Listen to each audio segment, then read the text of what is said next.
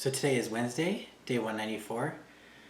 When I got out of bed this morning, I really didn't feel like spinning, really doing much of anything. So I laid back down and slept a little extra.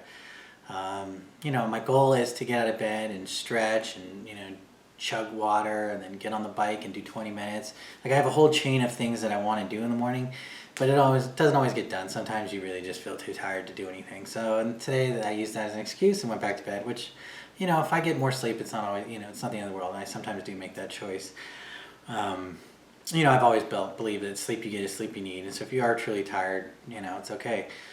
But you got to be cognizant of the fact that sometimes you use that as a reason just not to do stuff, right? So anyway, though, today I did get some more sleep. And then after work, 4:30 class, I did a live class. Jennifer Jacobs was doing that class. And I decided I was going to push real hard. So I wore my heart rate monitor and kind of tracked how I was doing throughout it. And I ended up with like a 565 kilojoules, which I think is about my third best ride ever. I think 601 was my record, and I had a 581 before that. So 565 is really good.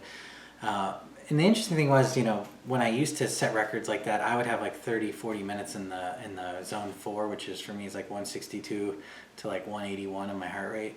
So my heart rate would be elevated almost the whole ride. I wouldn't recover.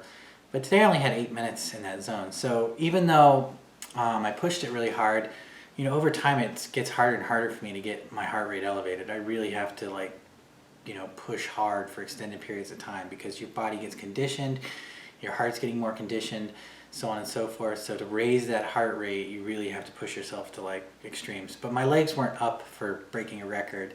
I just didn't have it in them. But I did push really hard overall and got a great workout and exhausted myself to the point where I was almost cramping up there at the end. My calves were kind of getting a little sore and tired and kind of seizing, just on that verge of almost kind of tightening up and seizing. I had to sit down and no longer stand.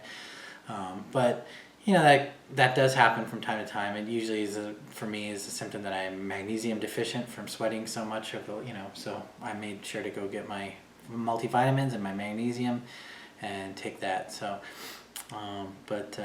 shooting this video in the evening. Afterwards, I went out and had dinner with the family and everything. So I'm shooting this video kind of late, but feeling good and trying to be healthier. And let's hopefully weigh in below what I did last week. So anyway, I will see you tomorrow for day 195.